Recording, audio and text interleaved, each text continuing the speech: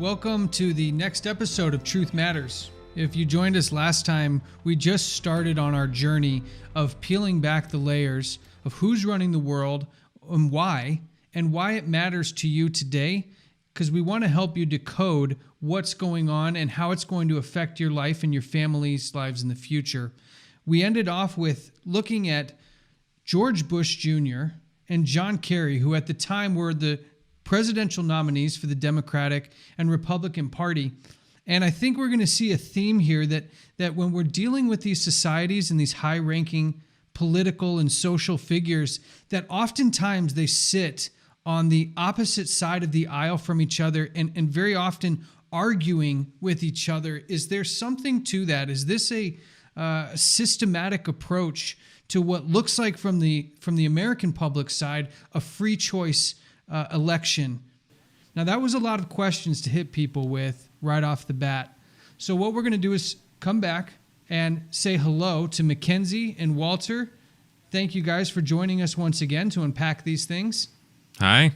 Thank you. It's a pleasure. Hi. So I think maybe people don't really understand that there is a contrast between these two parties, even though when we look at the source where they came from, where they were trained, that they share the same backgrounds. What do you guys think about how this relates to what the American public sees as normally as a free election?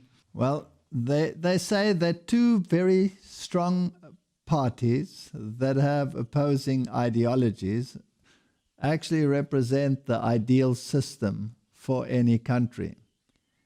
Between the two, you can move public opinion in a particular direction.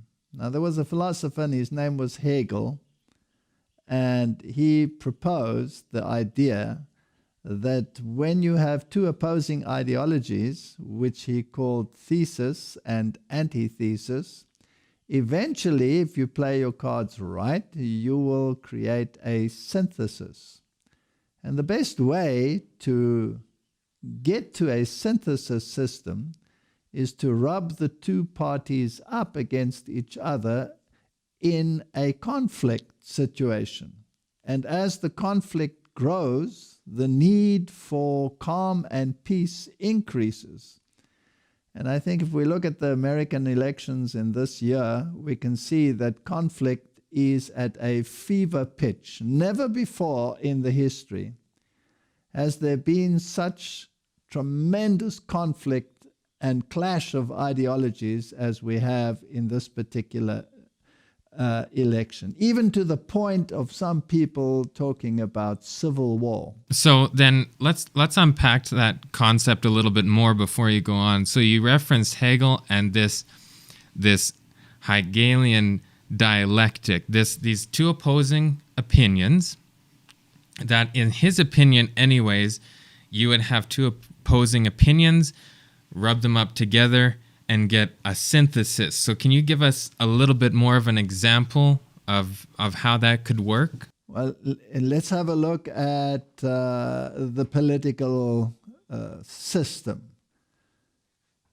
In the one camp, in this election, for example, you have a very capitalistic view of how to run things, and in the other camp, you have a very socialist view of how to run things, even to the point of drifting it to almost a communist ideology opposed to a capitalist ideology. Now you have two very great extremes. And the very left grouping within the Democratic Party is pushing for almost a communist agenda. So you look at movements like Black Lives Matter, they have communist ideologies at their base, as have been reported by their speakers. So if you rub those two together, then you will develop a sort of socialism, which is neither capitalism nor communism, and that would be a synthesis. Now, who would benefit by bringing the world to that point of synthesis? That is the question. Which organization in the world has a socialist agenda or a social agenda which is embodied in a halfway measure between what the Republicans and what the Democrats are standing for at the moment. That would be a typical Hegelian dialectic. So who is Hegel? He was a philosopher, if you like, and he was all of these people have roots in German philosophy. Whether you're talking about Freud, or whether you're talking about any one of those people that developed the concepts of how to deal with minds, then you eventually get to Hegel, who had this philosophy of rubbing two ideologies up against each other. And then you jump right into secret societies, which have the same philosophy. If you take Freemasonry that we discussed last time, they have a concept which is called ordo ab chaos, order out of chaos.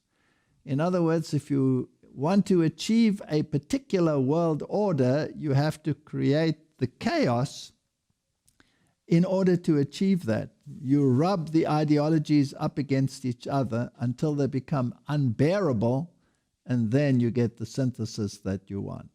You can do that in the political sphere, you can do that in the economic sphere, and you can do that in the religious sphere. So it seems to be kind of a common thread or thought to have these opposing opinions to get something in the middle. Absolutely. Wait, so you're saying that there's actually a systematic approach to what we're seeing in this conflict right now, that these societies that we've been discussing are actually putting into movement social justice and social campaigns that are causing this friction. So these secret societies have a direct correlation to this friction and this division that we're seeing right now in the States.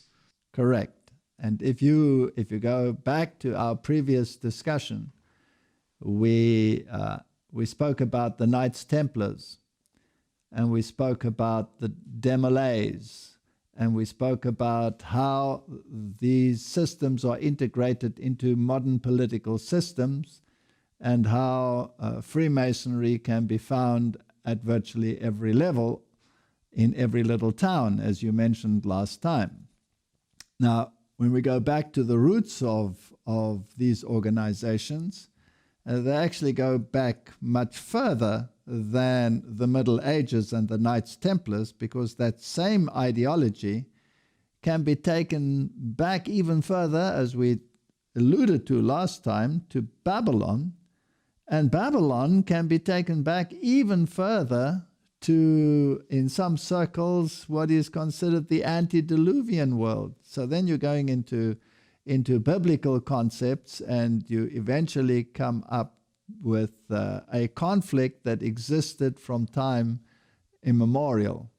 If you take a book like Morals and Dogma by Albert Pike, then you will see that they take their philosophy not only back to Nimrod, which is part of the Babylonian system, they take it back literally to Enoch, son of Cain. So it is an ideological battle between an ideological view which is embodied by a Cain model, and that which is modeled by the opposite side. So you have two Enochs actually opposing each other. Enoch, the descendant from the line of Adam, the Enoch that walked with God, and you have the Cain line, and his son was Enoch. And Freemasonry, in Morals and Dogma by Albert Pike, traces its lineage back to that very Enoch, son of Cain. I just wanted to let our viewers know that this book, Morals and Dogma, is actually almost the handbook of Freemasonry. Albert Pike was a master Mason, and if you go online, you can find digital copies of it for free, and you'll find that this is a very revealing book, and it's something that they hand out to initiates to become familiar with the true spirit of Freemasonry and some of the history Walter talked about. But then we have these societies that we're referring to, going all the way back and tracing them to stories that are in the Bible, strangely enough. So we have these weird symbolism that come from Egypt, and I think we're going to go into symbolism a little bit more in some of the upcoming episodes, which is extremely interesting. But then they're tracing to certain events that happened in the Bible and other historical events. So in what sense do we see... So these secret societies, when did they first come? Well, since we're talking about America right now, when did they come to America? How can we actually trace them as... Do they influence things happening in the States right now? I mean, we've seen the clip from George Bush Jr., where he said he's part of Scull&Bones. But what actual effect is that going to have on society, government? Does it have an effect? Well, I find it interesting, Mackenzie, that when we talk about the Freemasons, if you do a little bit of research on them, you'll find that they have had presidents that they're proud to show are Freemasons. There was a presentation done for the 300-year anniversary of the Freemasons in the UK. And it was filled with pomp and circumstance and all sorts of splendor. And in it, they showed their very, very proud history of famous Masons, something that I think we'll look at closer here in a little bit. But in there, they show all of the faces of the presidents. And when you count them up, you have 14 presidents all coming from one organization. And I found that very interesting in relation to your question, because if we have a free and open society with a democratic electoral process, how could it possibly be that 14 presidents are all from one organization? It doesn't seem possible that they could all be part of the same society and not have their ideologies influenced in some way. Walter, why would all of these people be part of these societies? Why are all these high-ranking members and past presidents traced back to an organization like the Freemasons? What's the benefit? You can take it back to the founding fathers. Many of them were Masonic, and the Constitution had Puritans involved, but they also had Masonics involved. So it is a very cleverly worded document. But you can actually go further. If you go to Salt Lake City and you go to the Mormon temple, the Mormons are very, very instrumental in looking at genealogies. And you will find a wall there with a relief of how the various presidents of the United States were related to each other. And you will find the very interesting fact there that they all come from the same bloodline. Now, if everything was so truly democratic as people claim that it is, then how is it even remotely possible, statistically, that they should come from the same bloodline, irrespective of whether they came from the Democratic Party or the Republican Party? So this runs a lot deeper than people actually realize. I think we need to stop and realize here for a second that our viewers may have never heard this information before. You just said that every president of the United States is, when tracing them back genealogically, are from the same family. Is that right? Yes. As I said, if you go to Salt Lake City and you go to the Mormon temple, there in one of their halls, they have the relief against the wall of the relatedness of all of these presidents. And it is absolutely astounding. And you can just do a search on these presidents and you will find that it is absolutely so. And that even across racial lines, for example, Obama was related to the other presidents and other candidates running at the time through his mother. So yes, there is a common thread, and they all seem to belong to secret societies, which somehow trace themselves through Freemasonry and sub-organizations, like chapter 322, which was the chapter of Scull&Bones, which we mentioned last time. Now, if you go back into history, then chapter 322 is a chapter of the Illuminati. Now, where does the Illuminati come from? It was founded by one Adam Weishaupt and in Ingolstadt in Germany. And this organization was apparently destroyed by the Bavarians eventually, or was it? Now, who was Adam Weishaupt? He was a Jesuit. And now it becomes even more interesting. So it's an organization that was founded by a Jesuit. Now they will say that it was an ex-Jesuit, but what proof does one really have that he is an ex-Jesuit, except that it is being said because he is associated with an organization like the Illuminati? And then you take a speech by George Bush Sr., where he talks about 1,000 points of light and illumination and all of these issues, with obvious references to these societies, and that a new world order is something that needs to be created. So yes, there is this common thread. And the question you have to ask yourself is, who is at the head of this organization? Who would be able to embody not only the ideologies, not only the religious aspects, but also the bloodlines? Who would be able to take it back all the way, not only to Babylon, but as Albert Pike says, all the way back to Enoch, son of Cain?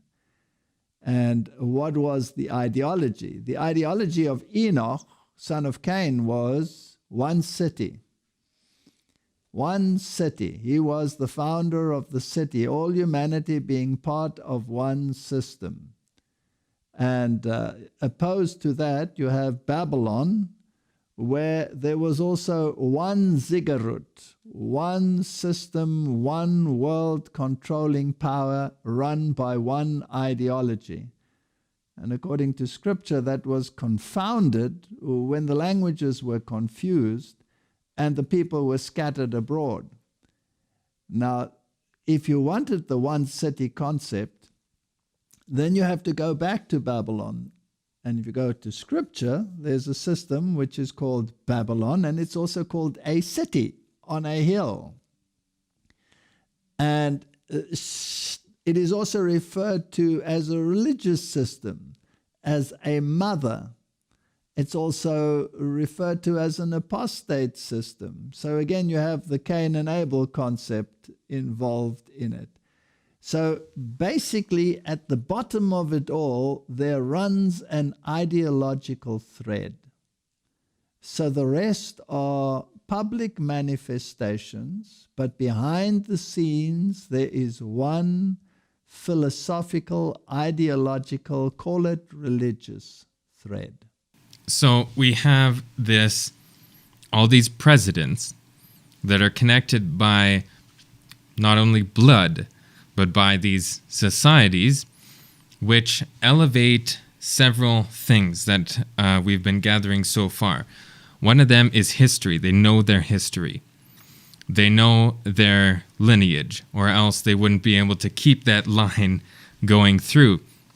Also, they have these symbols that are relating them, which I think we're going to go into a little bit later. You'll see the connection where we show all the symbols. And they have this ideology that is very similar, this one world concept. So then we have, like you referred to, George Bush Sr. talking about this new world order, this one world system that they trace all the way back to this Enoch from Cain. Let's take a listen to a clip. I have a clip here of George Bush referencing these very things. A world of barbed wire and concrete block, conflict, and Cold War. And now we can see a new world coming into view. A world in which there is the very real prospect of a new world order. We have before us the opportunity to forge for ourselves and for future generations a new world order. When we are successful, and we will be, we have a real chance at this new world order, an order in which a credible United Nations can use its peacekeeping role to fulfill the promise and vision of the UN's founders. So he said a few very interesting things here. He referenced New World Order, and he said, when we accomplish this, and we will. So he was very confident that this was going to take place, and he referenced the founders. So, like you were saying before, it's not just these individuals' ideology. That's what we're trying to get at. These people aren't just thinking for themselves. They are collective. They have this ideology that they're all sharing, and it's gone through their bloodline, it's through the society, and we're trying to answer that question, what ideology is that these founders had and have? He referenced Winston Churchill. Now, I've been in the Masonic Lodge in London, which has a museum section. And they have on display there the Masonic apron of Winston Churchill. And so he had the same basis. And out of the Second World War arose the United Nations. First the League of Nations, then the United Nations. And the philosophy of the United Nations is not only political, it has many, many religious organizations. It even has an organization called the Temple of Understanding. And it has a prayer room in the United Nations, which is like a triangle, like a ziggurat without the capstone. And it has a black altar. So there are very, very strong ideological interests in the United Nations. And the Masonic Order plays a very, very prominent role. We have to ask ourselves again, if they trace themselves back to the Knights Templars, who were the Knights Templars subject to? They were an order of the Roman Catholic Church. And they were under the direct control of the head of that church. And their goal was to achieve world recognition and world dominance through and for the system. So we have this secret society that has secret, whatever it may be, knowledge on something. And you're saying that it's connected to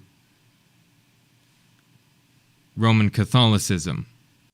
Well, the very nature of the Knights Templars shows that they were connected to Catholicism. Now, when the Knights Templars were disbanded, their ideology was not disbanded.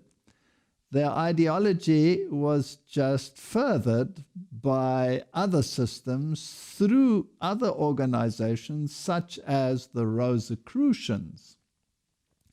And if you go into the ideology of the Rosicrucians, then you actually get to Gnosticism. And Gnosticism is a form of religion which eventually deifies man. If you go back into the history and you trace it all the way back again to the conflict between Cain and Abel, then you have that same conflict, and you take it back further, then it is again a religious ideological war of who is in control and who governs. Is there a higher power that delegates law and justice, or is humanity alone responsible for its future? And this is where Gnosticism comes in, the deification of man. You have organizations in the world like the New Age movement today, which is very strong on the deification of man. You have statements in the Catechism of Roman Catholicism, which basically claim that Christ became man so that man can become God. So this Gnostic element, which you find amongst the Rosicrucians, you will also find very deeply entrenched in these organizations. Okay, so let's just unpack this a little bit. So we referred to a couple things here. You referred to Gnosticism. You also referred to the Rosicrucians, which, if you look in history, were very closely related to the beginnings of America as a country.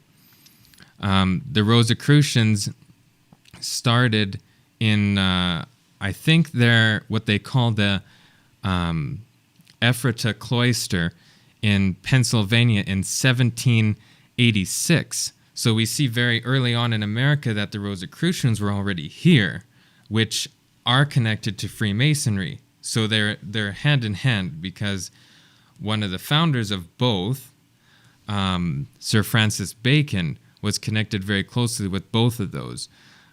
We could maybe go into that a little bit on another time, and then you mentioned Gnosticism, which also Albert Mackey says that the G, which is in Freemasonry's symbolism, they have a compass and they have a square and then a G in the center. That G represents Gnosticism. That's what Albert Mackey says, and he's a Freemason author. So we have all these different concepts now coming out from these different societies. If I were a viewer or a listener right now, and this is all news to me, I've noticed a transition has happened. We've been talking about these high-ranking officials in very public places of power that are money-related, territory-related, governance-related, but something's happened to our conversation, which I think is a very important point for our viewers and our listeners to tune into. We've talked about some of these organizations: Freemasons, Knights of Malta, Knights Templar, Rosicrucians, Golden Dawn, Egyptian mysticism, Theosophical societies, Gnosticism. The conversation all of a sudden has become very spiritual in nature. Is what we're seeing here the missing element that people maybe who are looking in the world and asking what's going on, is the missing element around what connects all of these organizations together, a spiritual component? Is that what we're discussing here? I think that's exactly what we're discussing. In the last episode, we spoke about the capstone of the pyramid that was disconnected. Disconnected to what? To the entire structure, which rests on a very broad base, which is a square, by the way. And the compass and square is, of course, part of the Masonic thinking. Now, who is represented by that capstone, by that all-seeing eye? If you read what is written in the Masonic writings, then they make no bones about it that the power behind the power is what they call Lucifer, the illuminated one, the light bearer. And we have many symbols of light bearing. You have a statue in your country which is called the Statue of Liberty, which bears a light, doesn't it? And this ideology of the light bearer, the seething power, as the Masonic fraternity refers to it, of Lucifer in the hands, this is the underlying current. Now, this conflict that we were speaking about, which has gone into a very spiritual connotation now, erupts periodically. And normally it is associated with great conflict. If you take the Reformation period, for example, the Reformation was a movement back to the authority of Scripture. And at that time, the Medici family, which was a banking family, a royal family, and a papal family, was actually ruling in Rome. And the Medicis gathered together all the writings of Gnosticism and of the philosophy of Greece and incorporated it in their library. And out of this Medici philosophy, which was the papal philosophy, you had the rise eventually of the Jesuit order. And the Jesuit order, in actual fact, was the embodiment of the Medici philosophy, which was Gnosticism. And if you follow this thread all the way through, and you want to deny that this power has any power in the world other than in a religious connotation, you have to ask yourself why all the role players, all the major role players in the political systems of the world today come from Jesuitical schools. Whether you're talking about presidents of Europe that were trained by Jesuits, whether you talk about current presidents, vice presidents, or attorney generals, or people on the Supreme Court, they all come out of the same stable at the moment, and they all seem to have Jesuit training or belong to secret societies associated with Roman Catholicism. Like William Barr, for example, belongs to the Knights of Columbus.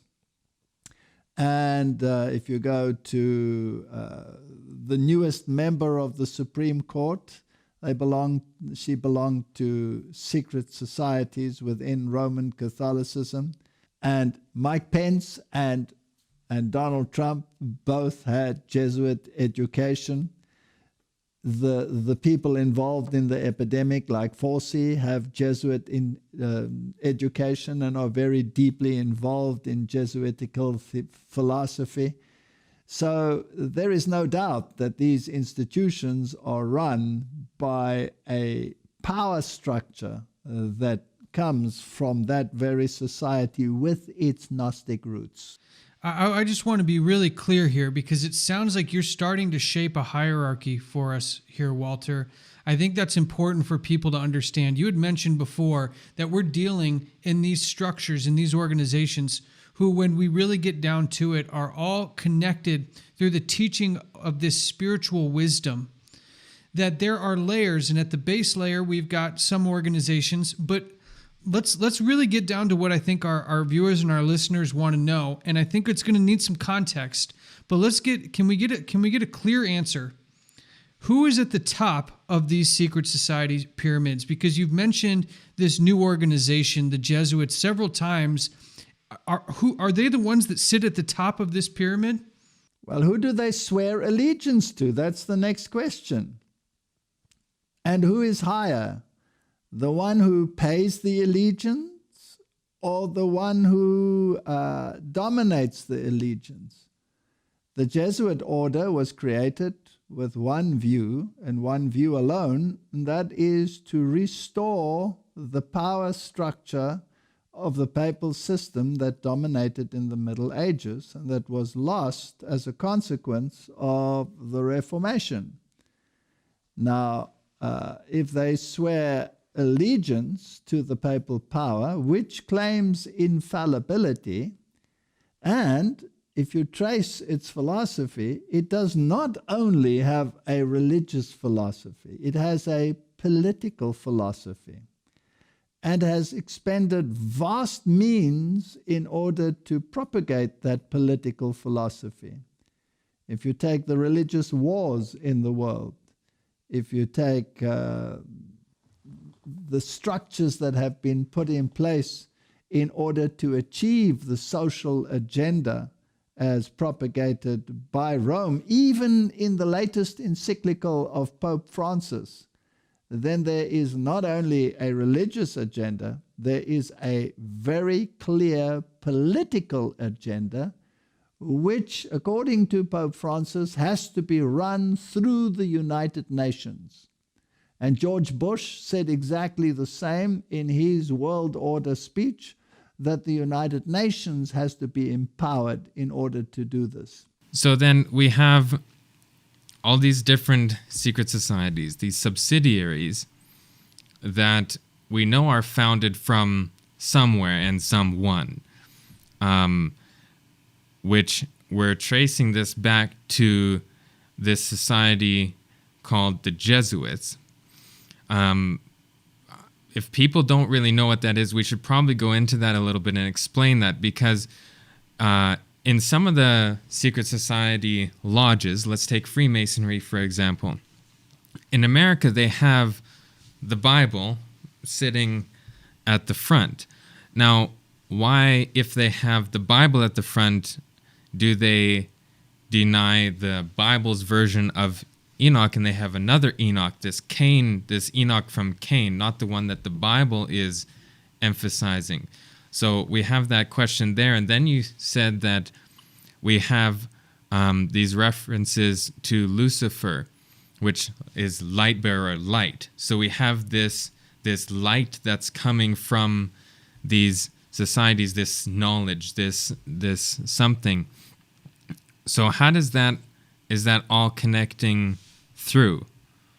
If you go to the 33-degree Masonic Temple in Washington, you will find on the altar not only the Bible, you will find the Quran, you will find the Sancta Vita, you will find the Jewish writings, you will find many of these religious authoritative books on the altar. So in other words, they are basically saying they all form part of a mosaic. Now, you can put the scriptures, for example, on the altar. That doesn't mean that you adhere to the tenet of the scriptures. In Kabbalism, you read not what the word says, you read the supposed code in the word. So what's Kabbalism, in case people never heard of that word before? All right. Kabbalism is basically Gnosticism, is basically Rosicrucianism. Kabbalism goes back to the same idea that man inherently is deified. And Kabbalism is a mystic religion where you interpret the scriptures not by what they say, but by numerology. Now, numerology can be taken all the way back to Babylon. And these people run everything by dates and by feast occasions and specific events in the calendar, which become the norm. So the tradition, rather than the word, is the way in which you interpret the sacred writings. So by placing a Bible on an altar does not mean that you believe the literal words in that Bible. It means that you use it as a structure for Kabbalistic interpretation. So then are Freemasons and Jesuits Kabbalists? Absolutely. So we have this concept of this Gnostic ideology.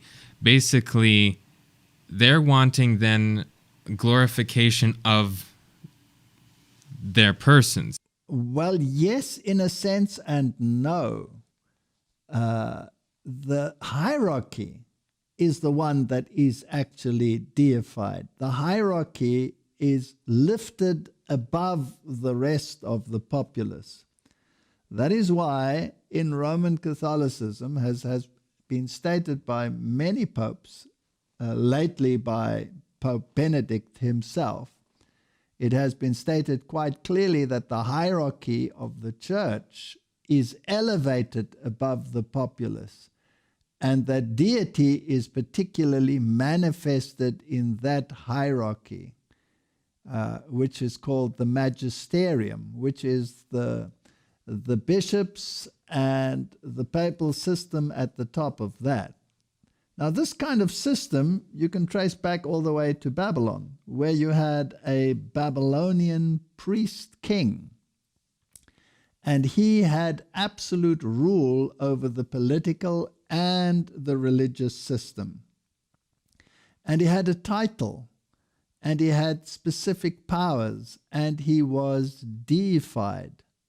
And that title eventually came down the line, and eventually when the Medo-Persians conquered Babylon, these people, this political religious priesthood, fled to Pergamum.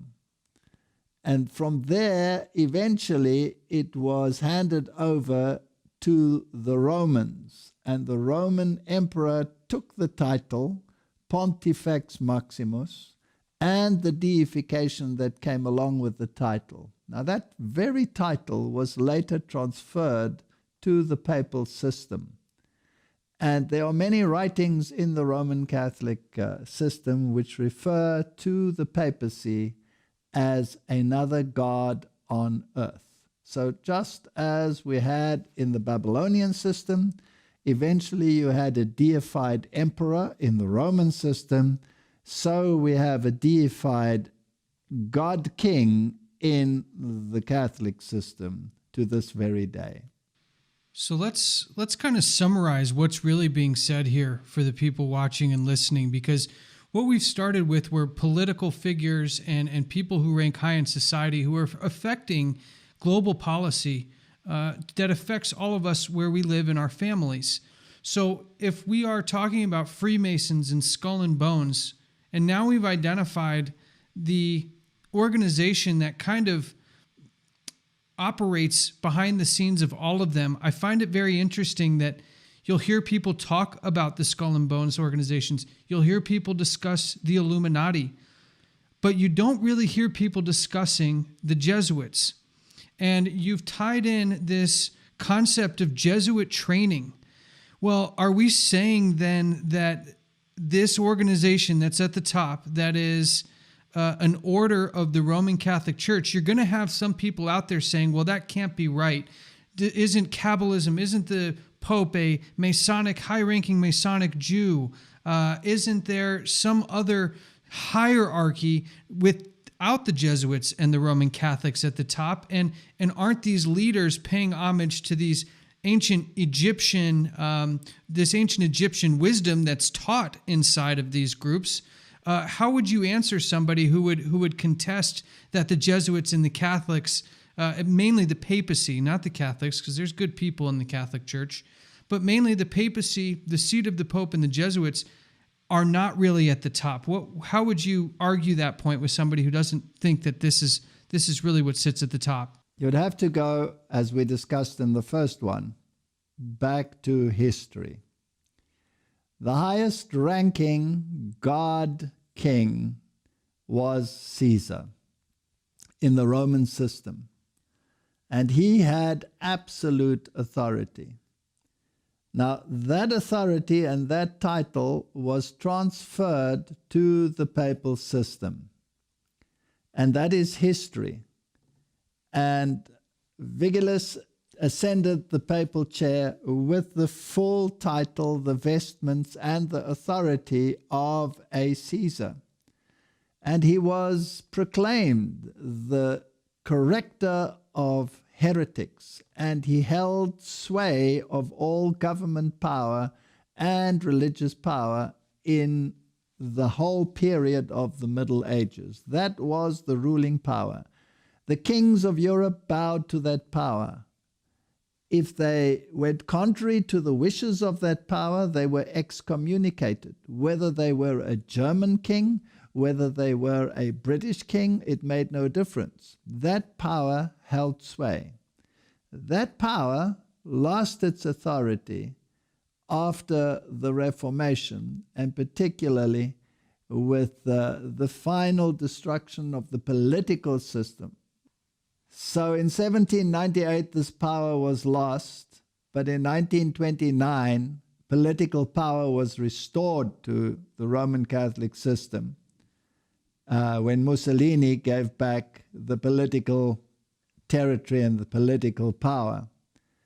Now, the question we have to ask ourselves is, which religious system in the world is also functioning as a political system? And you will find that model in some Islamic countries like in Iran. And you will find in Roman Catholicism that the papacy is both a political and a religious system. The difference between the two is that in Rome, in the Roman philosophy, the state has a very prominent role to play, separate from the church, but the overall ruler is the hierarchy of the church. Whereas in Islamic systems, the state is also the religious system.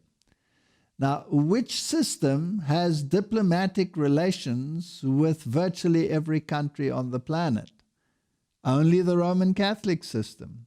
So here you have a system that not only has religious clout in the world and a religious authority in the world, especially in terms of ecumenism and all the religions coming together to liaise with the power in Rome, but also the political powers liaise with Rome.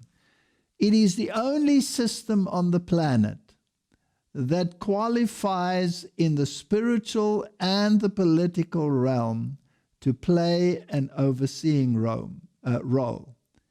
And that is what the scripture actually refers to when it talks about this system. It calls the system an overseer. An overseer. And that is what a bishop really is an overseer. An overseer of what? Of only the spiritual or also the political? And if the shoe fits, then the organization also has to wear it. So then, does not Catholic mean universal? Yes, that is what it means. So, right in its title, it says we are a universal system. Now, this is a lot to sort of absorb, especially in a short time frame. These first two podcasts about this topic. So we have this criteria because the quote-unquote global agenda or universal new world order, all these terms that you want to use, which is also on the dollar bill, like we were mentioning, the pyramid, and we have the term Novus Ordo Seclorum, which means new order of the ages. So it's all-encompassing, and all the things we're seeing here is this new order. And it has to be universal in all aspects, whether it's religious or political. So then why do we see all these other different organizations? There's so many different organizations, and are they then all connected in some way? Where are they steering to? Are they all back connected to Rome? That is where you come in with the cell structure. You have different cells, but each one is also autonomous. But a cell by itself doesn't make an organism. So this concept of different cells being eventually regulated by one superior system is how the system works. So there are many, many organizations which make up the whole, and many of these organizations do not even know that they are part of the organization. So whether you're talking about youth groups, whether you're talking about all of these sub-organizations, whether you're talking about Zionism or any other secret society, somewhere along the line there is a connection which only those in the know about. So you will have someone who is part of the Demolays, who is also part of the higher structure, who is also part of a still higher structure, and so eventually everything is connected. But you never really see the controlling power. You cannot see the forest for the trees. The forest is so large, but it all consists of trees, and it forms one unit. I want to let our followers know that we're going to dive more into what these organizations actually teach, but I wanted to point to something, Walter, that happened in your history. If I remember correctly, you were trying to find proof connecting the high-ranking Freemasons with the hierarchy of this Jesuit and papal order.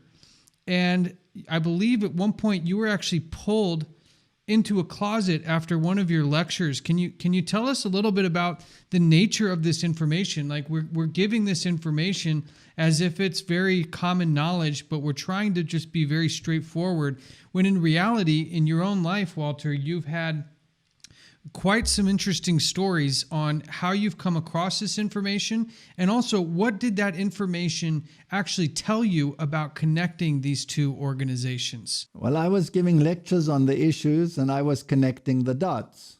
I was following the trail, and the trail was leading me in one direction. And I was, in my early career, alluding very strongly to the fact that I believed that there was a connection with the Roman hierarchy. And after one of these lectures, I had an experience where someone pulled me into a closet and told me that they had information that would corroborate this very idea, but that I was not allowed to be in the know as to who was giving it to me. Because obviously in these secret societies, if you spill beans, there are consequences, and people want to avoid those consequences. So on another occasion, this same individual also pulled me aside without me seeing him. This was from the back, and they handed me a whole lot of books, which connected Roman Catholicism to secret societies.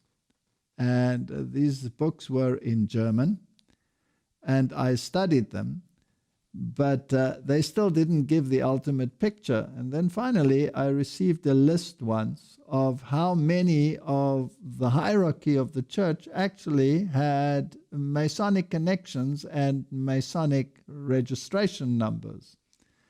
And I was asked to destroy that list. But the list was very, very long, and it listed the hierarchy with their Masonic connections. Now remember, this is at a time when the Roman Catholic Church officially distanced itself from the Masonic order as something to be avoided, as a Protestant fraternity. But that again is a double blind, a hiding behind a system which is controlled by the system through the system. It's a very complex structure. And the less people know as to why they are and what they are in these hierarchies, the better for those that control it. So we don't expect to be popular for telling people this information, but we do it with our hearts filled with the genuine desire for them to know the truth. And we don't want to dance around it so much that we waste too much time to tell you who sits at the top, the Jesuit connections and the papal connections, but we're going to explore that more in understanding the teachings, because actually what we want to do is reveal to people how this plan is playing out today and what seems to be a very soon coming shakeup to our normal lives, even more so than what's happened so far in 2020, and how it relates to this agenda right now and where it's going in the future. So we'll be exploring that a little bit more. So our goal in the next couple episodes is to really reveal what this agenda is going to look like. And to that end, we received some information about future lockdowns, future public health requirements that are coming through the Canadian government and include things like isolation camps, universal basic income, and some things that I think are really going to hit to the core of people's daily lives. So it'll be important for us to not only review that, but to actually take it back to the teachings of the very people and the very structures that we've been revealing so far in this series. And I think that's a super important thing to mention, because we have these things that are happening now, but why are they happening? And we'll get into more detail in the next episode because our time's up. But we have this apparent Jesuit connection. And George Bush Sr., in one of those videos, he said that it's going to we're fulfilling the vision of the founders. Now, what was that vision? We've kind of touched on it, and it must align, and we're going to show the connection to the vision of the founders of all these societies with the same vision that is in the Jesuit organization, and going to connect to these things that are happening right now in our own countries. And that leads us to the end of this episode. Thank you, Walter, Mackenzie. We hope you guys got a lot of information out of this, but continue to join us as we continue to unpack all of these things, and make sure you have yourself and your family and your friends prepared for what is coming certainly in our near future. Thank you, guys. See you soon. Thank you.